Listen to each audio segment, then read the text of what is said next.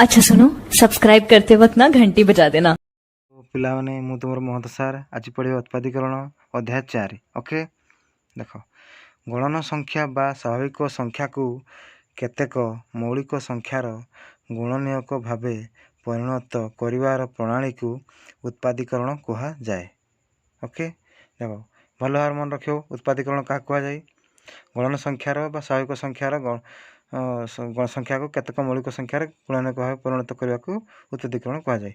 ଦେଖ ଏଠି ଗୋଟେ ସଂଖ୍ୟା ଦେଇଛି 30, ତାକୁ ଆମେ ମୌଳିକ ଗୁଣନୀୟକ ଉତ୍ପାଦରେ ପ୍ରକାଶ କରିବା। 30 କେମିତି କରାଯାଏ ଜାଣିପାରୁଛ? ଲସାଗୁ ଭଳିଆ 30 କହିଲେ କେତେ ହେଲା? 2 ଗୁଣନ 3 ଗୁଣନ 5, 2 3 6 5 30। ଦେଖ 2 ବି ଗୋଟେ ମୌଳିକ ସଂଖ୍ୟା, 3 ଗୋଟେ ମୌଳିକ ସଂଖ୍ୟା, 5 ଗୋଟେ ମୌଳିକ ସଂଖ୍ୟା। ତାହେଲେ ଆମେ ଏଠି କ'ଣ କଲେ? 30କୁ 3ଟି ମୌଳିକ ସଂଖ୍ୟାର ଗୁଣଫଳ ପ୍ରକାଶ କଲେ କି ନାହିଁ? ବୁଝିହେଲା? ଏବେ ନେକ୍ସଟ ଦେଖ, ମନେ ରଖିବ ହେଲା। କୌଣସି ଯୌଗିକ ସଂଖ୍ୟାକୁ ଅନନ୍ୟ ଭାବେ କେତେକ ମୌଳିକ ସଂଖ୍ୟାର ଗୁଣନୀୟକ ଭାବେ ପ୍ରକାଶ କରାଯାଏ। ବୁଝିହେଲା କି ନାହିଁ?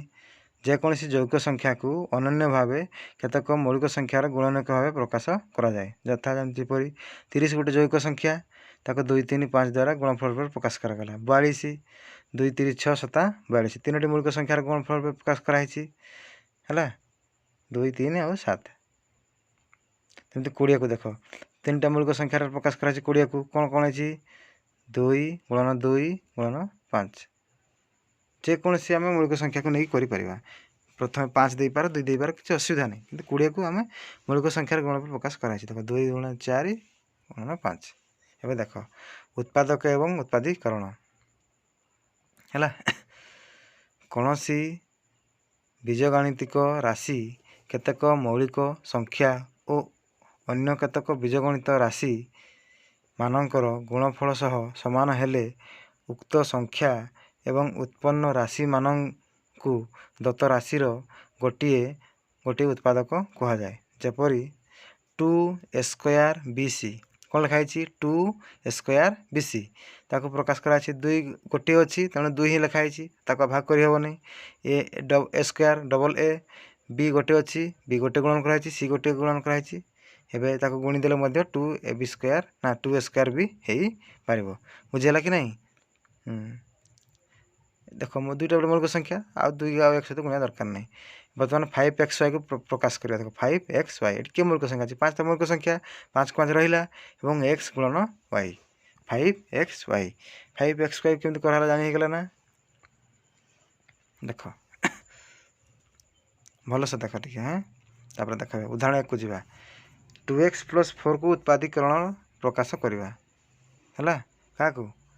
2x + 4, ବହିର ଉଦାହରଣ 1 ମନେ ରହିଲା। ତାକୁ କେମିତି କରିବା ଦେଖ। 2x ଆଉ 4 ଏଥିରେ କିଏ କେଉଁ ସଂଖ୍ୟା ଗୋଟେ ଲୁଚିକି ଅଛି ଯେଉଁଟାକୁ ଆମେ ମାନେ କମନ୍ ନେଇପାରିବା? ଏଠି ବି ଦେଖ ସବୁରୁ 2ଟା ଅଛି, 2ଟା ସଂଖ୍ୟାର ସାନ କି ଅଛି? 2, ତାହେଲେ 2ଟା 2 ଜାଗାରେ ଅଛି କି ନାହିଁ? 2ରେ ବି ଅଛି ଏବଂ 4ରେ ବି ଅଛି। ତେଣୁ ଆମେ କ'ଣ କରିବା? ପ୍ରଥମେ 2 କମନ୍ ନେଇପାରିବା। 2 କମନ୍ ଗଲେ ଖାଲି x ରହିବ, 2 କମନ୍ ଗଲେ ଆଉ 2 ରହିବ, ନାଇଁ କି? ତାହେଲେ 2 କମନ୍ ନେବା, ହେଲେ କେତେ ରହିଲା ଏଠି? ଆଉ କେବଳ x ରହିଗଲା। ଏଠି 2 ତ କମନ୍ ନେଇଗଲେ ପ୍ଲସ୍, ଏଠି କେତେ ରହିଲା? ଆଉ 2ରେ କେତେ ଗୁଣିଲେ 4 ହେବ? 2, ଏଠି ରହିବ 2। ଏବେ ବର୍ତ୍ତମାନ ଆମେ ୟାକୁ ଉତ୍ପାଦୀକରଣରେ ପ୍ରକାଶ ହେଇଗଲା, ଆନ୍ସର୍ ହେଇଗଲା। ଓକେ, ସେମିତି ଦେଖ ଉଦାହରଣ 3, ଏଠି ଦେଇଛି କେତେ? 12a² b + 15ab²। ଭଲ ଭାବରେ ପଢ଼, ଉତ୍ପାଦକର ବିଶ୍ଳେଷଣ କରିବା ତାକୁ। 12a² b 15ab², ଏ ଦୁଇଟା ସଂଖ୍ୟାକୁ ପ୍ରଥମେ ଦେଖିବା ହେଲା। ଏଠି ଅଛି 12, ସେଠି ଅଛି 15। 12 ଆଉ 15ରୁ ଏମିତି ଗୋଟେ ସଂଖ୍ୟା ବାଛିବା ଯେଉଁ ଦୁଇଟା ସଂଖ୍ୟାର 12 ଆଉ 15 ମାନେ ବିଭକ୍ତ ହରଣ କରାଯାଇ ପାରୁଥିବ। କେତେ ନେବା? 3, 3 × 12 3 × 15, 3 ନେଇଯିବା, ରହିଗଲା। ତାପରେ ଏଠି ଆଉ ଦୁଇଟାରୁ ଏରୁ ସବୁର ସାନ ହାତ କିଏ ଅଛି? a² a ନେଇପାରିବା, ଏରୁ ମଧ୍ୟ a ନେଇପାରିବା। ତାହେଲେ a ଅଛି ଯେହେତୁ a ନେବା, ଏବଂ 2 ଜାଗାରେ b ଅଛି ନା ନାହିଁ? b ମଧ୍ୟ ନେଇପାରିବା। 2ଟି ସଂଖ୍ୟାର b ଅଛି, ତେଣୁ b ବି ଏଠି ନେଇପାରିବା। bକୁ ମଧ୍ୟ କମନ୍ ନେବା ହେଲା। ଦେଖ 2 ଜାଗାରେ ସାର୍ b ଅଛି, b ନେଲି। ଏବେ ବର୍ତ୍ତମାନ ବନ୍ଧନ ଲେଖିଦେବା। ପ୍ରଥମ ସଂଖ୍ୟା ଲକ୍ଷ୍ୟ କରିବା, ଆଉ କେତେ ରହିଗଲା? 3ରେ କେତେ ଗୁଣିଲେ 12 ହେବ? 3 × 12, ଏଠି ଲେଖିବା 4। ଏଠି ତ ଗୋଟିଏ 2ଟା a² ହେବା କଥା, ଗୋଟିଏ ଅଛି, ଆଉ ଗୋଟେ ଲେଖିଦେଲି। b ତ ଲେଖା ହେଇଛି, ଆଉ ଲେଖିବା ଦରକାର ନାହିଁ, 4 ରହିଲା ପ୍ଲସ୍। 3ରେ କେତେ ଗୁଣିଲେ 15 ହେବ? 5। ଏଠି a ତ ଅଲରେଡ଼ି ଲେଖା ହେଇଛି, a ଲେଖିବା ଦରକାର ନାହିଁ, ଏବଂ b² ଆଉ ଗୋଟେ b ଦରକାର, ଆଉ ଗୋଟେ b ଲେଖିଦେଲି ହେଲା।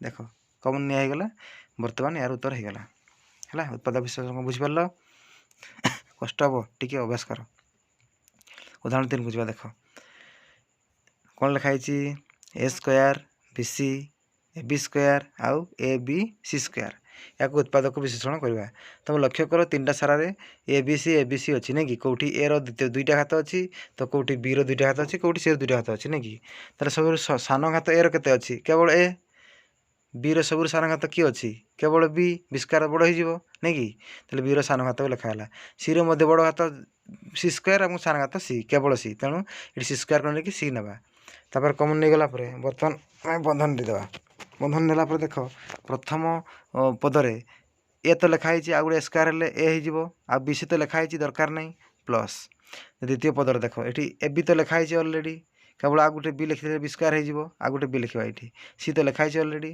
तृतीय पद को जा देख ये ए लिखाई और बी लिखाई केवल सी स्क्वायर दरकार गोटे सी अच्छी आ गोटे सी लिखिदे सी स्क्वायर हो देख पूरा सिंपल रहेगा a b c into a plus b plus c okay बुझीगला एवं देख उदाहरण 4 को जा 14x4 plus 18x³ plus 10x square को उत्पादक विश्लेषण करवा 3टा सारा को लक्ष्य कर संख्या को लक्ष्य कर प्रथम है 14 18 आउ 10 अच्छी कौ जा केते कमन ने हो पार चिंता कर टिके 2 नेले हो ना हाँ 2 नेले हो नहीं कि 2 14 2 2 18 2 5 10 ताले 2 नेवा कमन नहीं कि 2 नेले आउ केते रहिला एठी 7 रहिला आउ x4 रहिला ना नहीं तो ना एक्स कमन ना कि नहीं एक्स सब सान घात किए अच्छी ये 4 ये 3 ये 2 एक्स स्क्वायर सब सान घात अच्छी तेणु एक्स स्क्वायर को कमन नवा कौट एक्स स्क्वायर सान सब अच्छी सानटा को ही कमन नवा बर्तमान एक्स स्क्वायर को कमन नवा है जेहेतु सान अच्छी सब सी ये 4 घात 3 घात 2 घात ताले एक्स स्क्वायर को कमन नेली एवं बर्तमान ब्राकेट देकी समस्त को फिलअप करवा देख 2 केते मिले 14 हम 7 2 14 एक्स स्क्वायर अच्छे एक्स 4टा दरकार 2टा हाथ अच्छी आ 2टा दरकार प्लस माइनस अच्छे नहीं कि 18 2 केते मिले 18 हम 2 नुआ 18 ये देख आम 3टा हाथ दरकार 2टा अच्छी आ गोटे देले होगला ना नहीं प्लस 10 अच्छी 2 केते मिले 10 हम 2 5 10 ये 2टा अच्छी आ देख एक्स दरकार नहीं एक्स दरकार नहीं खाली 5 रहा होगला तो पुश करके भल ना पज करके भलसे देखिकी लिख है बुझी न पारे पचार कमेंट करके पचार उदाहरण 5 को देख 2x into a minus b plus 3y into a minus b okay ये 2टा सारा देख 2टा सारा पदरे गोटे कमन जिनस अच्छी सेम जिनस अच्छी सामान जिनस अच्छी कौटे सामान अच्छी ए माइनस बी 2 जगार अच्छी ना नहीं जोटा सामान थी ताको आगे आम कमन नहीं ए माइनस बी बाकी प्रथम किए रहीगला 2x रहा हाँ तापर कि चिन्ह अच्छी प्लस देवा प्लस 3y या ब्राकेट देदेवा उदाहरण तुम उत्तर हो गला है एमती सामान देते ताको सिंपल वे एकाथर सीधा सड़क बार कर है देख डबल आई रे 2टा पद अच्छी 2a into x minus y 5b minus y minus x कितु ये देख कमन नापे आमको कष्ट पड़ू जेहेतु ये y minus x minus y होगा कथा कि वाई माइनस एक्स तो ये क्षेत्र में कौन करवा आम लिखिदेवा है जहाँ 2x plus x minus y लिखिदेवा जेहेतु यहाँ उल्टा अच्छी वाई माइनस एक्स ताको जब आम ये प्लस टाक माइनस करदेवा ताले भितर एक्स माइनस वाई हो देख एक्स माइनस वाई है कि नहीं एमती उल्टा पल्टा थिले ये प्लस जगह माइनस करदे माइनस थिले प्लस करदेव ओके यहाँ बुझिपार तो एवं देख सामान होगला एक्स माइनस वाई 2 जगह सामान होगला ताको कमन नहीं जावा ये बाकी किए रहीगला 2a रहीगला माइनस 5b है ब्रैकेट देदेल आंसर होगला ओके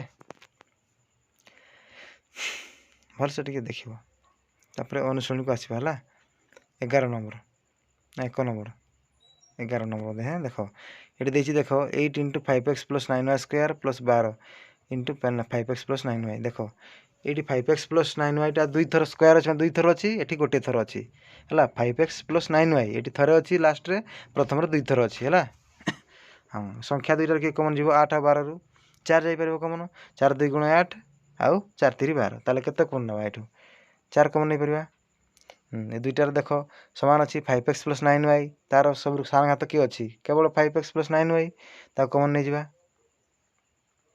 है 5x plus 9y 5x plus 9y ताको ब्रैकेट देवा तापर प्रथम किए बाकी रहीगला 2 रहीगला 4 2 8 हम 2 लिखा ଆଉ ଏଠି କେତେ ରହିଲା ଯେହେतु ଦୁଇटा ସ୍କୋୟାर ଅଛି ମାନେ ଆଉ ଗୋଟେ 5x + 9y ଅଛି ନା ନାହିଁ ତାକୁ ଲେଖିଦେବା 5x + 9y ପ୍ଲସ୍ ଦ୍ୱିତୀୟଟା ଦେଖ 4 କେତେ ଗୁଣିଲେ ବାହାର ହେବ 3 କିନ୍ତୁ ଏଠି ତ 5x + 9 ଆଗରୁ ଲେଖା ହେଇଯାଇଛି ଆଉ ଦରକାର କି କିଛି ଦରକାର ନାହିଁ ଖାଲି ରହିଲା ସେମିତି ହେଲା।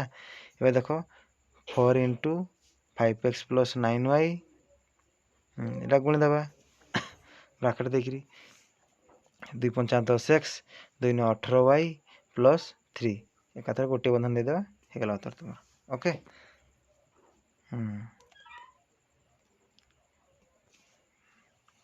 ଏବେ ଦେଖ ତାपर क्वेश्चन ଆସିବା 17 नंबर कष्ट କରିଦେଉଛି ମୁଁ ହେଲା।